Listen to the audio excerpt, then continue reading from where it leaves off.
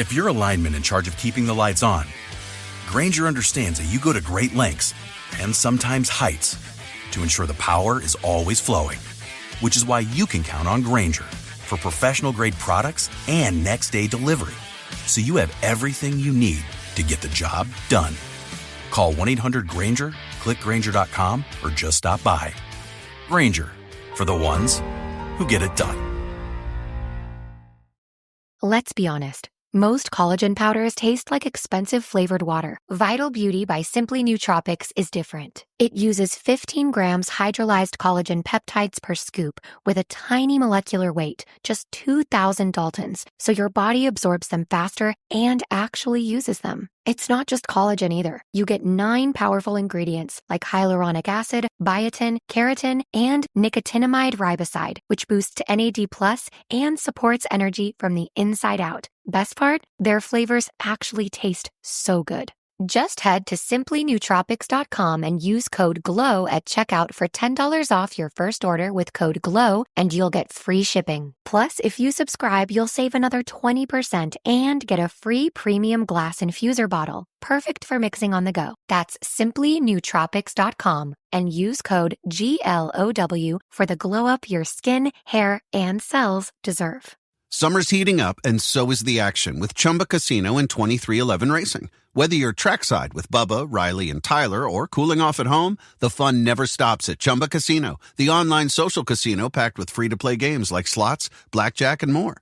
Jump into summer at ChumbaCasino.com and score your free welcome bonus, 2 million free gold coins and 2 free sweeps coins. No purchase necessary. VGW Group. Void where prohibited by law. See T&Cs. 21 plus. Sponsored by Chumba Casino. Hello, everyone. I just want to tell you about a podcast I think you'll enjoy. If you're like me, I'm always on the podcast apps looking for something else scary to add to my feed.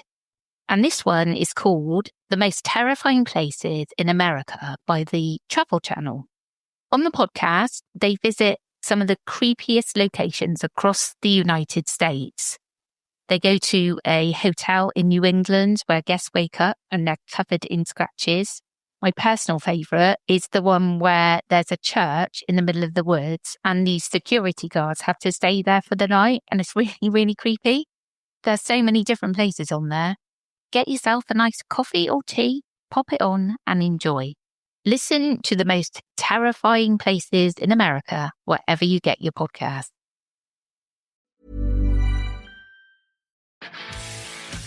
If you're a lineman in charge of keeping the lights on, Granger understands that you go to great lengths and sometimes heights to ensure the power is always flowing, which is why you can count on Granger for professional-grade products and next-day delivery, so you have everything you need to get the job done.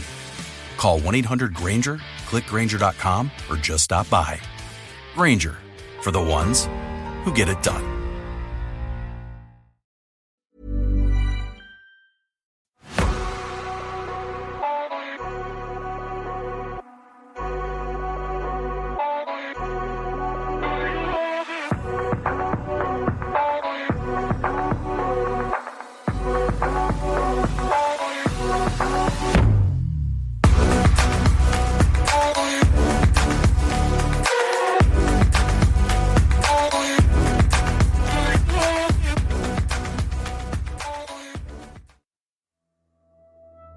Hello and welcome to day 11 of 14 days of summer fear. I've got 4 spooky stories to share today. I'll get straight into them. Are you ready for the first story? Weird creature in South Carolina mountains. Hi everyone. I posted this in another thread, but had people recommend I post this here as well. This is a true story that I personally experienced. This took place last year, at the beginning of summer. I was with my mum, headed down to my nana's farm to visit for a weekend. For some context, she lives on a farm way back in the country. right at the foot of a mountain in rural South Carolina. It's very rural. It's a very rural, secluded area, so the roads are badly maintained and barely wide enough for two cars to pass one another. The houses are also spread out and set far back into the tree line from the road, so there's very little ambient light besides the headlights of a car. So my mum and I were driving along, her in the driver's seat and me in passenger. It was around 11 p.m, and we're around 15 minutes out from Nana's, deep in the woods with the radio down almost to silent.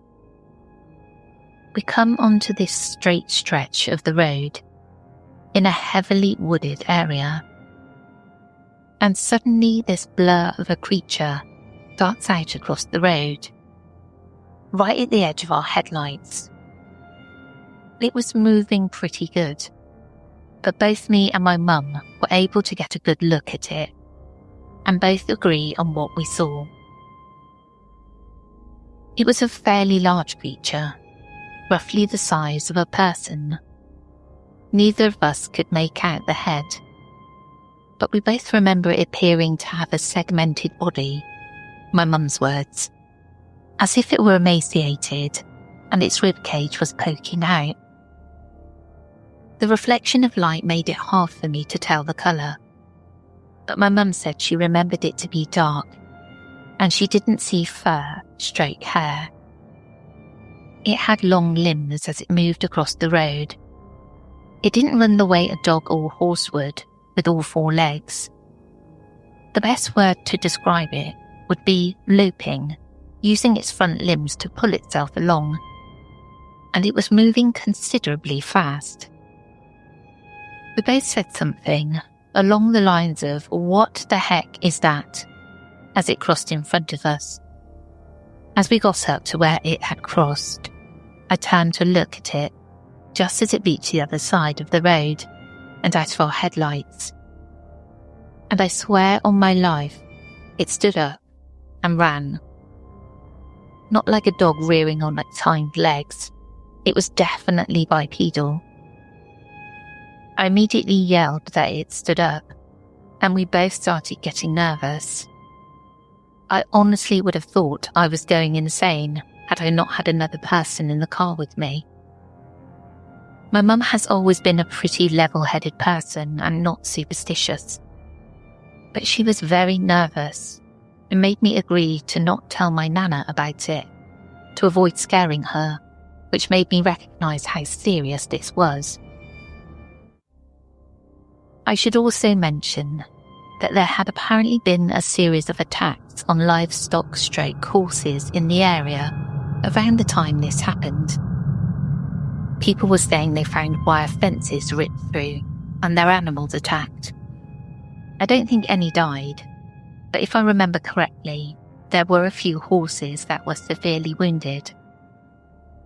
There have been a few other strange instances in the area, but that was my personal experience.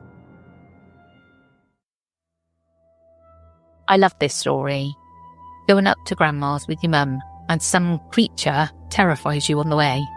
Brilliant. Just my kind of outing. Are you ready for the second story?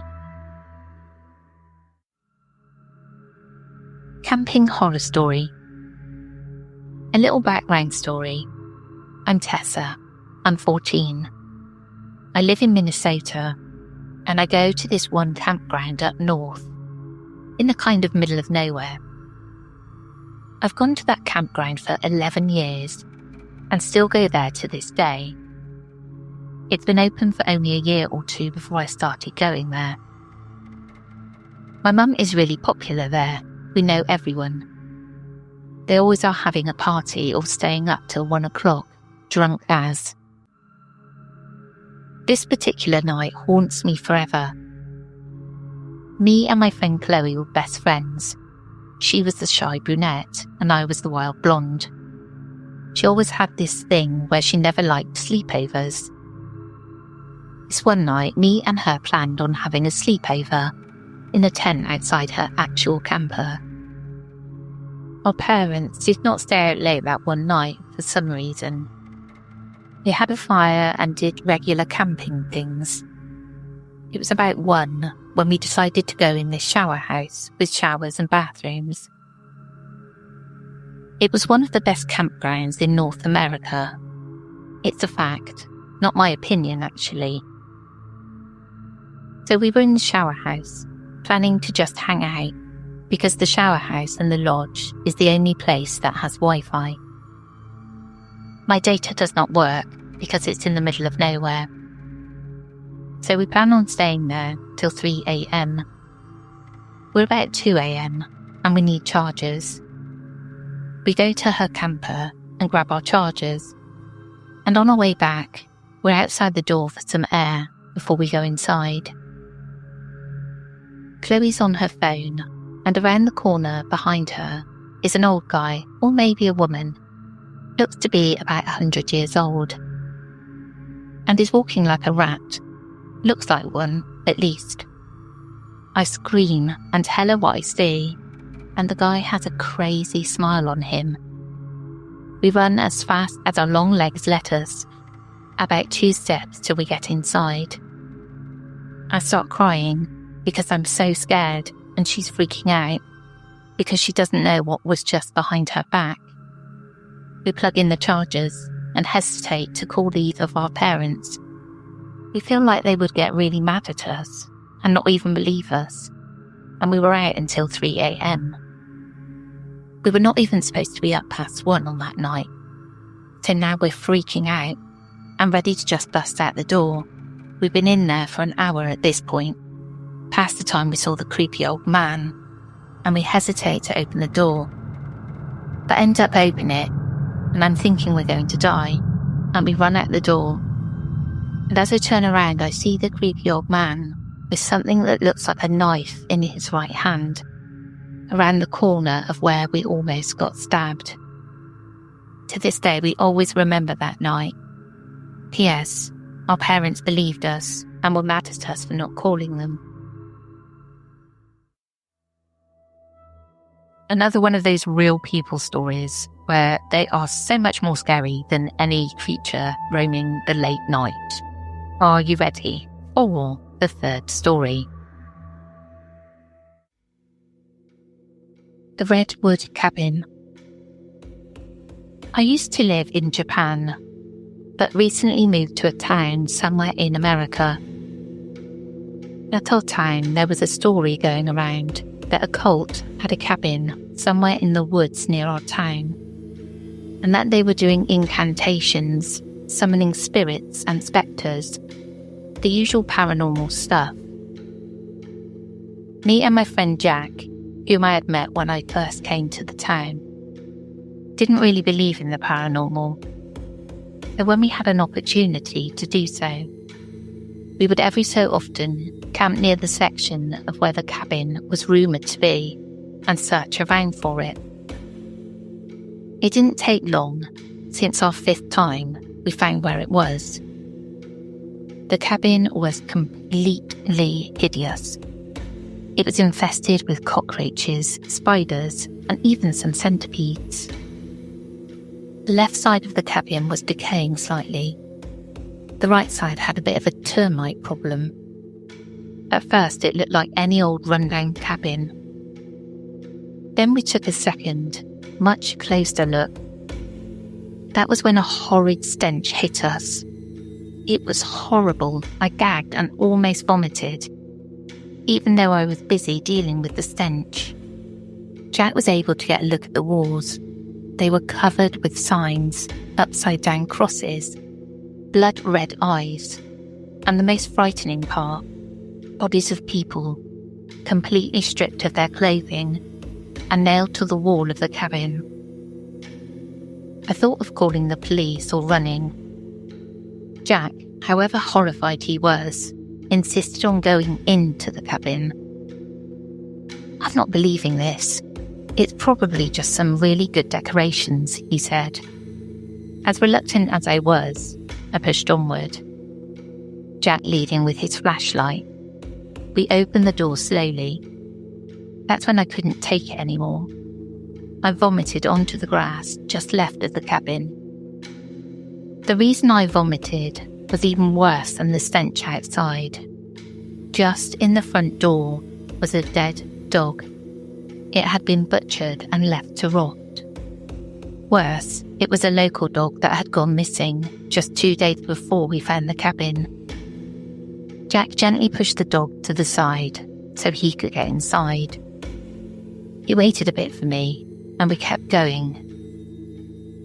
Inside was like the exterior. Only exception was blood-red runes replacing the bodies. We came into the main living room of the cabin. It had a big ritual circle. The walls were different too. This time now sporting words such as devil, the beast, our master, the end, and much more terrifying words. The rings and the eyes were all blood red, except this time it seemed like this was real blood. That was when I figured out that the other drawings were simply dried and didn't look as clear as these. The more I figured out, the worse I felt. If the others were dried, wouldn't that mean these were just made? That was when I had it. I couldn't take it anymore. I turned to the cabin door, and what I saw I can never unsee. A tall, slender figure covered in intestines, blood, organs, and everything gross and putrid. It was blocking the cabin door. That was when I screamed as loud as I could. I turned back to look at Jack. Oh, he still looked like Jack. The man I looked at was carrying a knife. He had a grin on his face, widening by the seconds. I backed away from him, but he grabbed my arm and dragged me closer. I struggled, trying to get away, but his grip was locked firmly. I watched in horror as the knife was raised. That was when I made a last-ditch effort. I kicked him in the forbidden zone, which worked, and I ran toward the direction of the door. That's when I bumped into the slender figure again. Now I could make out its face. What I saw was not human. It looked like the face of something out of the deep depths of hell itself. I shambled back a bit, then remembering Jack was there. I moved to the right. I found a window, the only window in the entire cabin. I tried and tried to open it, but it simply didn't budge. I turned back in shock as I realised that this was how it was going to end. I was going to be murdered in some satanic cabin by my friend. I crouched down, now in tears, and closed my eyes. I waited for the night to end it all. I waited, but eventually nothing happened. So I slowly opened my eyes and saw that it was daytime. Jack, or possessed Jack, had collapsed on the floor, still clenching the knife. The slender figure was gone. I tried at the window again, and now that it was daytime, I saw that it was locked. I unlocked it and opened it up. How silly, I thought, that I didn't check for the locks. I made a mental note to always do that, and then proceeded to exit via the window, carrying Jack through it first. I ran to our campsite, put Jack in his tent, and went into mine. I recapped on what happened, and then put this in my diary.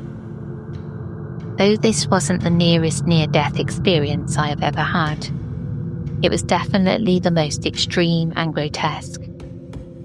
I waited for Jack to wake up, and then headed back to town with him. I never told anyone what had happened, and definitely didn't tell Jack, who is now my best friend of all time, and he almost killed me. Now I want to go and stay in a log cabin in the middle of nowhere on my own and get really, really spooked. Are you ready for the fourth and final story? My experience with a creature of some kind. It all started when summer came, and me and my 3 friends, Lola, Katie and Jennifer, were all planning to go camping. We were all excited and scared at the same time, because we were going camping alone. Lola asked her dad if he could drop us off. He agreed to take us. When the next day came, we started heading up. Lola's dad set up the camper that we were using. There are some spare blankets inside in case you get cold, he said before leaving. Lola's dad finally got in his truck and turned around. He stopped and rolled down his window and said, "No boys," to all of us, smiled at us to let us know he was joking with us, and drove off. There were 3 rooms in the trailer, 1 master bedroom and 2 rooms with bunks. Each room had a TV in it, so nobody cared what room they got. Everyone knew that Jennifer didn't like small rooms, so we let her have the big room. I was in a room with Lola, and Katie was in a room by herself. I started unpacking, and we heard a loud boom outside. "Lola, did you hear that?" "Hear what?" "The boom?" "Yeah." We both looked at each other, startled, and then continued unpacking. But something seemed off. It was the fact that Lola was so chill about it. I was done unpacking, so I walked outside and started a fire. Jennifer walked out and asked if I saw it. I asked, "Saw what?" And then she started freaking me out. She was staring behind me, panicking, her eyes darting back and forth, and then she calmed. I felt as if something was watching me, so I turned around and I saw an orb in the corner of my eye, reddish black. But by the time I turned to look, it was gone. I was so freaked out, I told Katie she could cook instead. We had her family's secret recipe of shepherd's pie and a bunch of vanilla cupcakes. There were about a dozen cupcakes left in the open box, so we just left it on the table and went to bed.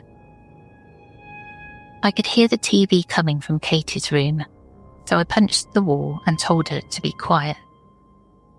Right after I said it, everything went quiet, except for a small scream in the distance. It didn't sound human. It gave me chills that ran down my spine. I dozed off, but woke in the middle of the night from hearing someone in the kitchen. I woke up Lola, and then we walked out into the small hallway that led into the kitchen. I saw Jennifer sitting on the table, staring straight ahead. Something touched me. I jumped and realised it was just Katie seeing what was making the weird sounds. Jennifer was really creeping me out. She never stared into space this often. But then I noticed something in the corner of my eye. It was a shadowy figure. It was staring at Jennifer and slowly turned to face me and Katie. I froze. Katie froze. Jennifer then looked at us as if being mind-controlled. Then the figure ran out the window, and Jennifer then dropped her head onto the table. We tried to wake her up, but ended up falling asleep. This experience still scares me to this day, and it's only one of the creepiest things I've seen. Me and the others are still very close friends. We live together now, but we all remember that night, and whatever it was we saw. It turns out Jennifer remembers seeing it in the daytime, but was out cold when the rest of us saw it. It freaks us out even more now, knowing that our friend wasn't even awake and staring into space, eyes wide open. Popsicles, sprinklers, a cool breeze. Talk about refreshing. You know what else is refreshing this summer? A brand new phone with Verizon. Yep, get a new phone on any plan with Select Phone Trade-in and My Plan. And lock down a low price for 3 years on any plan with My Plan. This is a deal for everyone, whether you're a new or existing customer. Swing by Verizon today for our best phone deals. 3-year price guarantee applies to then current base monthly rate only. Additional terms and conditions apply for all offers. If you work as a manufacturing facilities engineer, installing a new piece of equipment can be as complex as the machinery itself. From prep work to alignment and testing, it's your team's job to put it all together.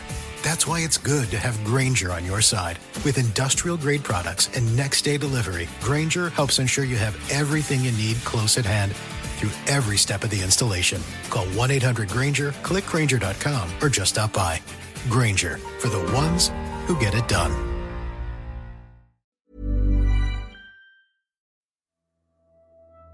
I do wonder what was going on with Jennifer.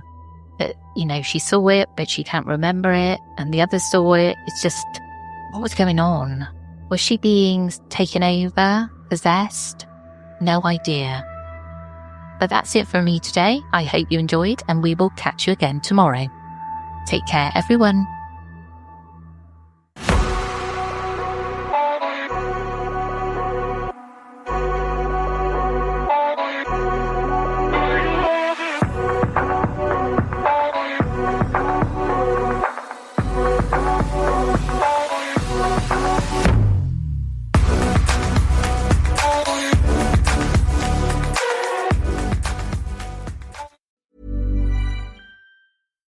Popsicles, sprinklers, a cool breeze. Talk about refreshing. You know what else is refreshing this summer?